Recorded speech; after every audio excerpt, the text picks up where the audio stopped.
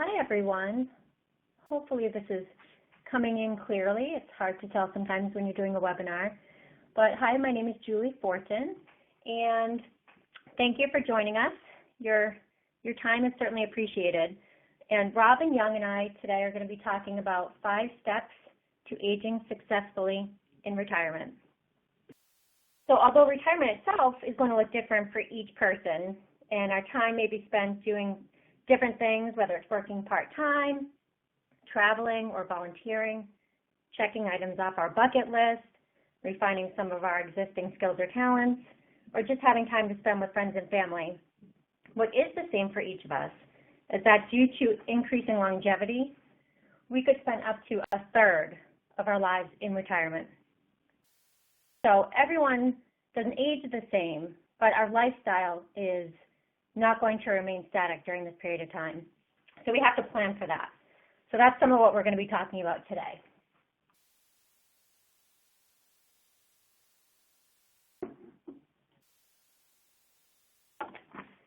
So we've identified 5 different areas and ways to thrive and have continued well-being in your retirement based on routines and habits in 5 essential areas.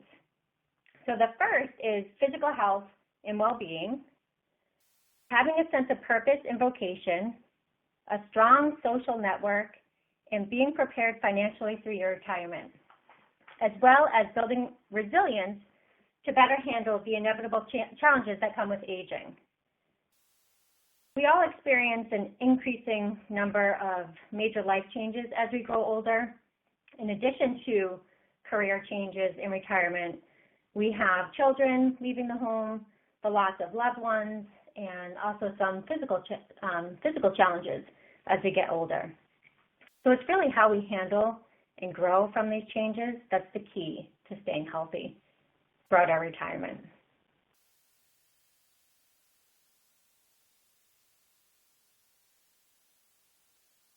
Hopefully you can see the top of that slide. But here we can see that Americans are living longer, and also America's population is aging significantly. So the average life expectancy in the year 1900 was only age 47, while today it's up to age 79 is the average life expectancy.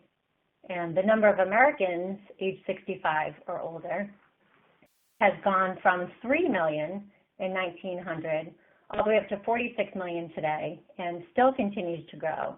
And it's expected to be 98 million in the year 2060. So today, if you're a 65-year-old couple, there's a 50% chance one of you will live to age 90. One of the contributing factors to this being medical advancements that now mean recovery, where, in earlier times wouldn't have been the case. So besides increasing longevity, the aging of the baby boom generation is also having an impact on current retirement trends. So longevity brings with it both opportunities and challenges, all of which will impact our retirement income, lifestyle, and activities.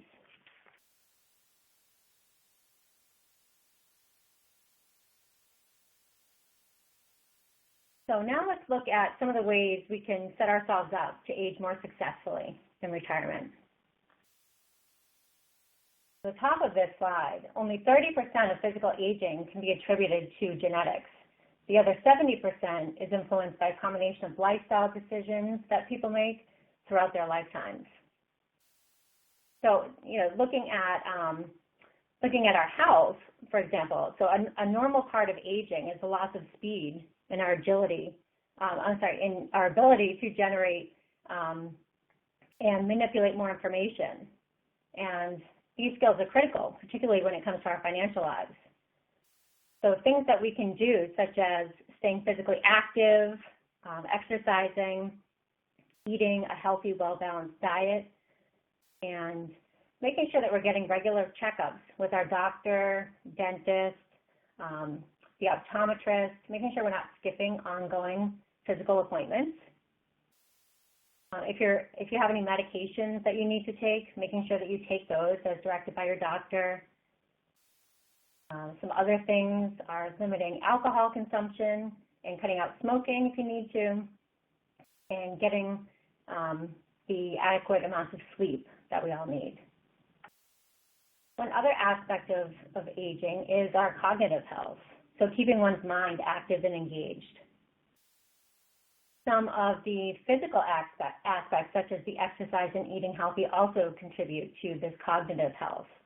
So making sure that you eat healthy, watching your diet, it not only helps you maintain your proper blood pressure and insulin levels, but it also helps you stay healthy, a healthy weight, which contributes to your cognitive health.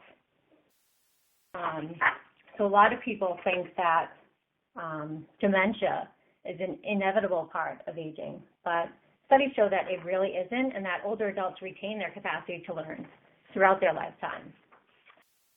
One other factor to consider is looking into getting a pet. So pets have been shown to contribute to your emotional and physical well-being as well.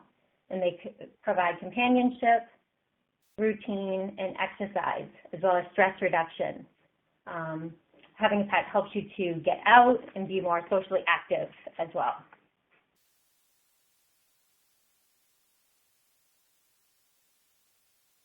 So studies have shown that it's really the size of our social networks and not the size of our portfolio that has the biggest contribution to our life satisfaction later in life. So it's these close personal relationships that give us purpose for living our lives, encouraging us to create goals and provide us some structure.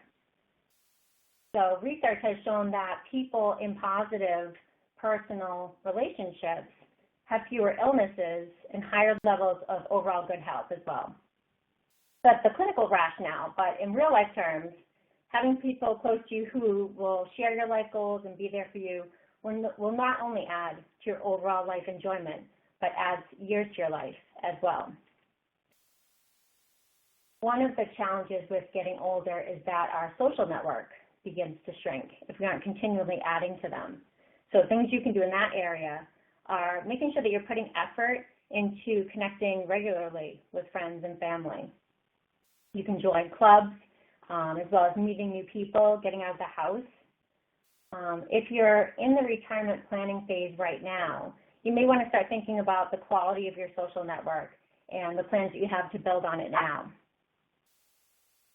One aspect of our, getting out in the community in retirement would be to volunteer for a cause that's true and near to your heart. You could find support groups in times of change. So during times of transition, during retirement, making sure that you have the support that you need is really important. And again, pets also contribute to the social aspects because they help you to get out of the house and meet new people.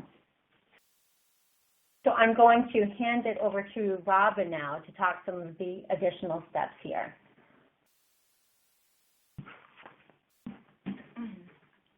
Hi, everyone. This is Robin Young, and I'm happy to be with you today.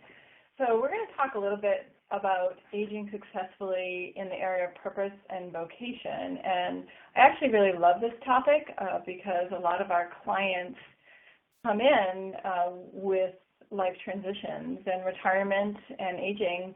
You actually, as Julie mentioned, hit several transitions over your retirement years, and being able to integrate purpose and vocation into your life during those critical years are an important part of having fulfillment, being happy and healthy. So again, it's kind of pointing back to looking at that you're going to be spending a third of your life in this phase potentially. And studies after study have shown that people with purpose in their life are less prone to disease and illness and are happier and healthier. So what is vocation, wellness? What does that mean? It really means having meaningful activities to participate in, whether that means spending time with family, helping friends and neighbors, working, achieving personal goals, or volunteering.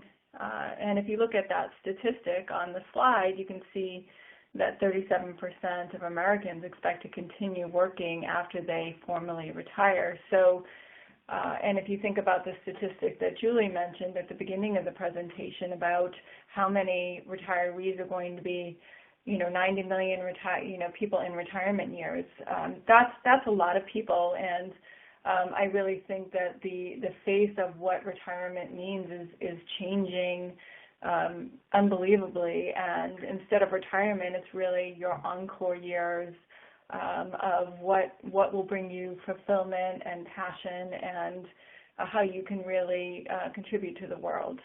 So I love Mitch Anthony's quote, which is at the top of that slide, which talks about work without play can rob one of reward, but play without work can rob one of identity. And, we see it here as clients, who have worked, their entire lives up to age 65, let's say, and haven't had a lot of time for leisure, and then are sort of thrust into this new world. And, loss of identity can be huge for those people. And so planning for that in advance is a critical part of something that you could do pre-retirement to ease your transition. And that means things, as Julie mentioned in the prior slides, around getting involved in your social networks, and really looking for role models of things others have done. We have clients here that have continued to consult in the fields that they're currently working in. We have clients who have gone back to school to get further their education so they could make a career change. We've had clients who have moved and actually taught at schools to fulfill their purpose around giving back. So there's lots of avenues that you can take to sort of get that satisfaction, fulfillment, and purpose in your life. There's there's always the volunteer. If you feel like you have enough money and you're more interested in volunteering, there's so many different organizations that you could contribute your time to, and we have a lot of resources at the end of the presentation that we can share with you. In addition, some resources if you're at all interested, because we could really have a whole day on this topic. So if you're interested in some ways that you can explore what this purpose and vocation may mean to you in your retirement years, we're happy to share some worksheets that might help you get there. But I think one of the biggest things is really thinking about work and creating a more positive definition of work, and really instead of sort of boxing our life stages as, I'm going to work up to 65 and then, kind of be in retirement. And then, the beginning box is school, sort of unboxing those things and really looking at them more fluidly. There's one quote that I couldn't find who the author was, but I love it. It's, "The rhythms of rest and leisure should be built into the retired years no differently than they should be built into the working years." So it's just, looking for opportunities for growth and reinvention. And I think the last thing I'd like to say about this is that as you age and you hit challenges, whether they be, health challenges or loss of a spouse, you're going to need to continue to reinvent yourself to some extent. And, having some of these other pieces in your life really will contribute to your ongoing fulfillment over your lifetime. So the next piece is financial, and what you need to do in your life to help you feel successful around your finances. So the first thing that I would say here is that, you really need to understand the impacts of how your finances will change over your lifetime. And you need to understand what's important to you. So have a good understanding of what you need and what your priorities and what's important to you, so that you can build a plan that really can take into account all of these factors. Some retirees feel that a happy retirement is guaranteed by financial security. However, there's no price tag on a successful retirement. Having $1 million is not a retirement plan. Really what we like to see is someone who is striving for financial comfort and is able to manage their life in a satisfying and fulfilling way using the financial resources that you have. So that's why, sort of charting this out and understanding what you need and what your priorities are so important so that you can really assess the trade-offs of, vacations and lifestyle versus security, making sure that you're not taking too much risk in your investments, for instance. Again, this is a huge topic. These three bullet points that I have here: know what you need and your priorities, create a plan to manage your risk, and preserve control and dignity.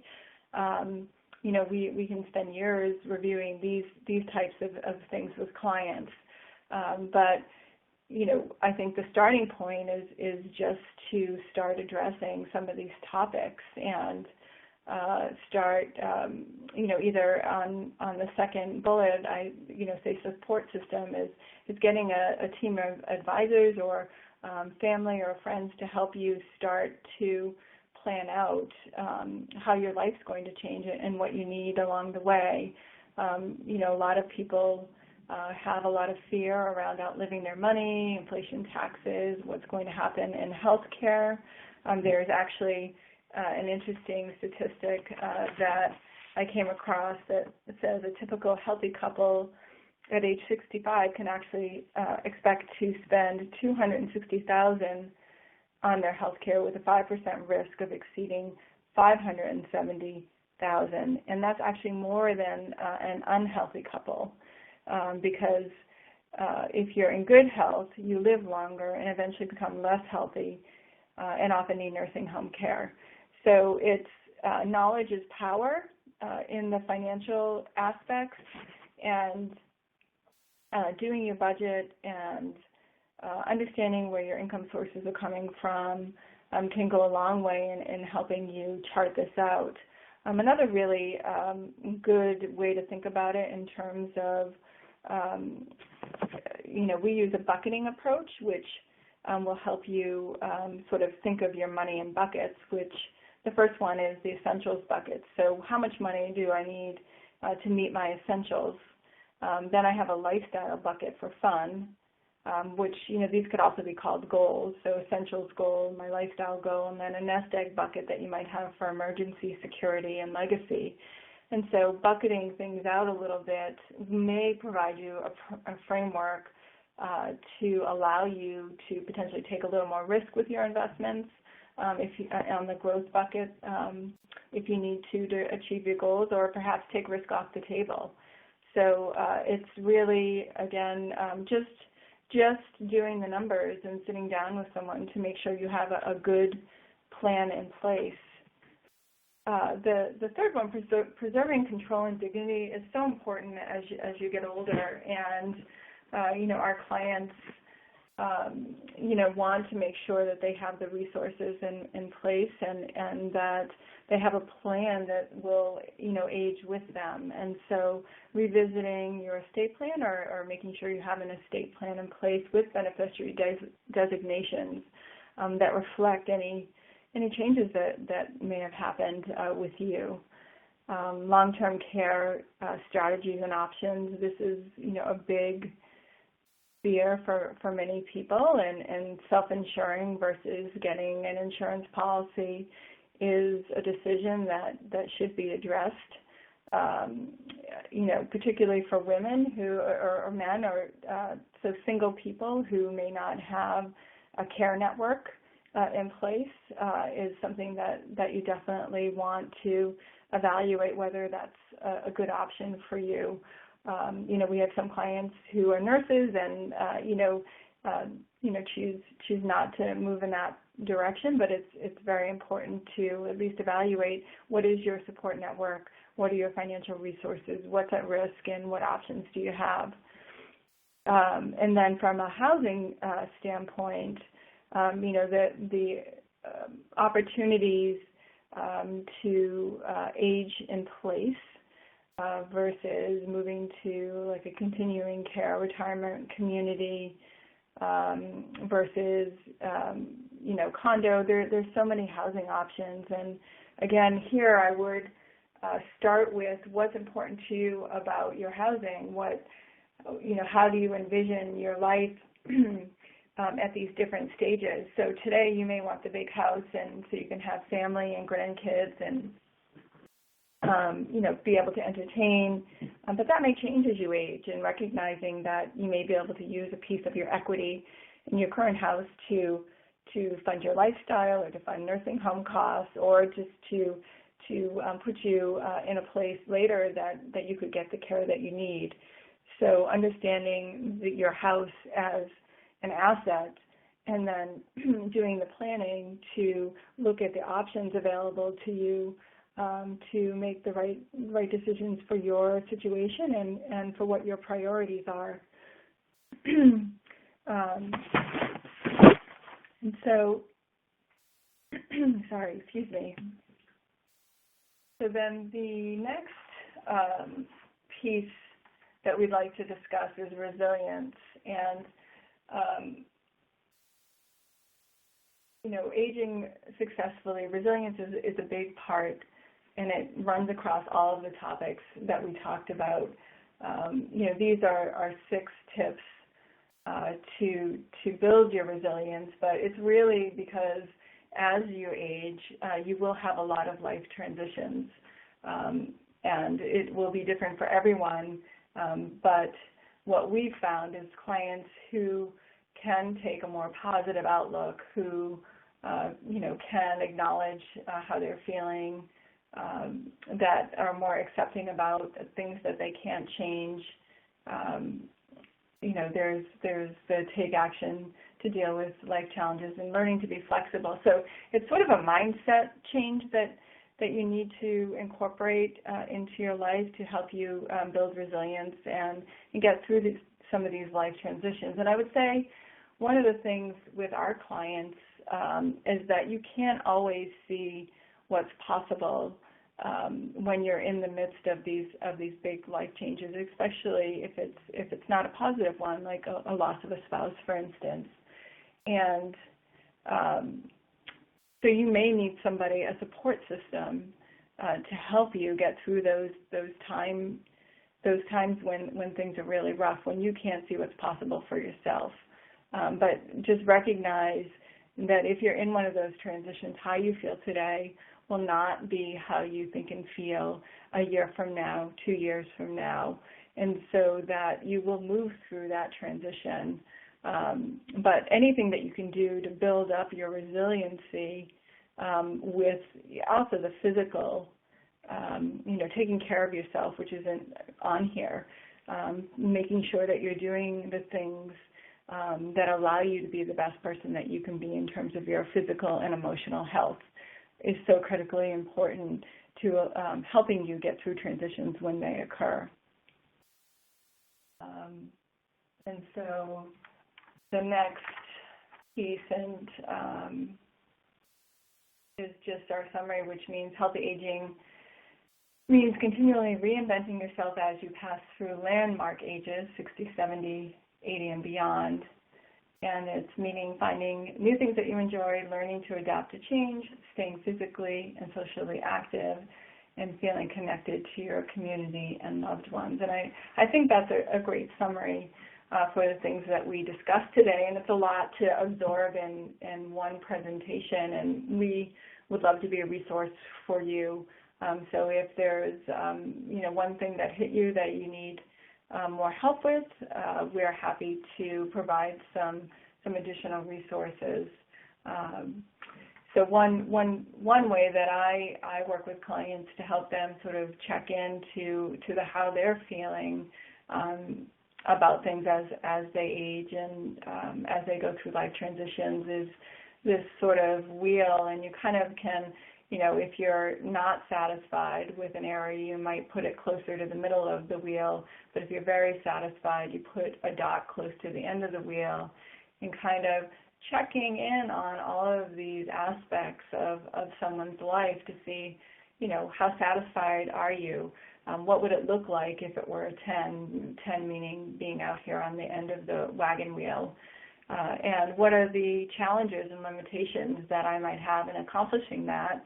And what are some creative ways that I could think about that, or, who's in my support network that could help me think about that?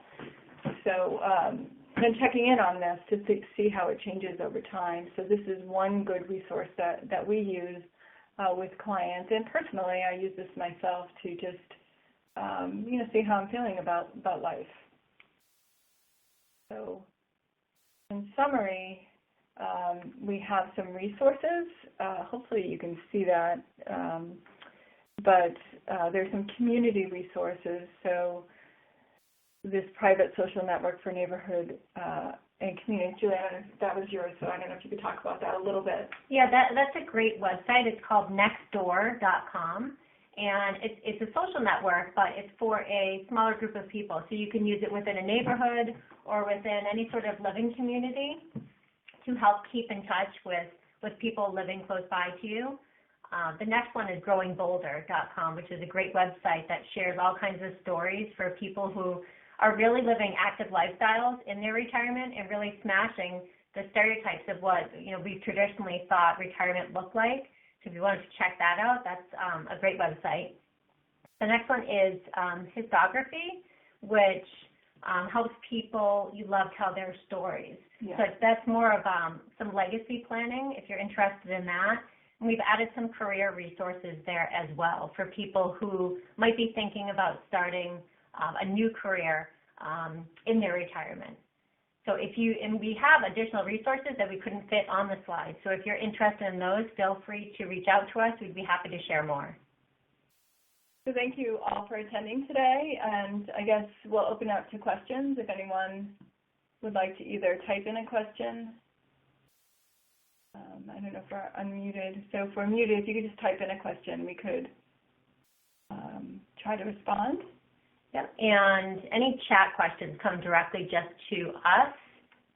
And if you wanted to ask a live question, you would have to hit *6 to unmute yourself. We'll leave it open for a little bit longer in case there's any questions. And otherwise, this recording will be saved on our website after the presentation.